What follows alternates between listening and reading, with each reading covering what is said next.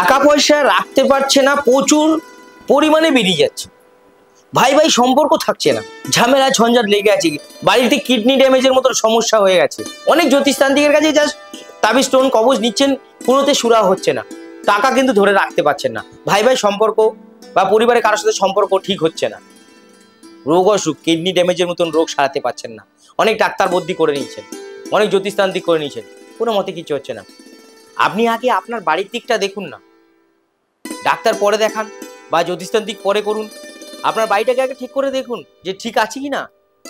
আপনার বাড়ির দক্ষিণ পশ্চিম এই জায়গাটায় মুখ্য দুয়ার আছে কিনা দেখুন। দক্ষিণ পশ্চিমে মুখ্য দুয়ার থাকলে এই জায়গাটা হয় জমের দুয়ার হয়ে গেল, এখানে আপনি টাকা জীবনে রাখতে পারবেন না, কিডনি ড্যামেজ আপনার হবেই হবে, ভাই ভাই সম্পর্ক জীবনে থাকবে না। এই দক্ষিণ পশ্চিমে যদি আপনার বড় গাছ থাকে সেটাও কিন্তু একই সমস্যা করবে।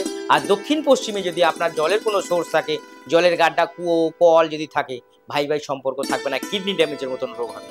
তাহলে দক্ষিণ পশ্চিম যদি আপনার বাস্তু দোষ থাকে তাহলে এই সমস্যাগুলো আসতে পারে। তাই এই দোষগুলো যাতে না আসে, দক্ষিণ পশ্চিমে কখনো মুখ্য দুয়ার বা মেন এন্ট্রেন্স বা আপনার মেন গেট করবেন না, তাহলে এই সমস্যাগুলো ভুগতে হবে।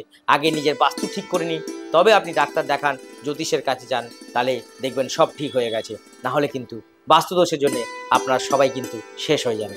ভালো থাকবেন, সুস্থ থাকবেন। নমস্কার। হর হর মহাদেব।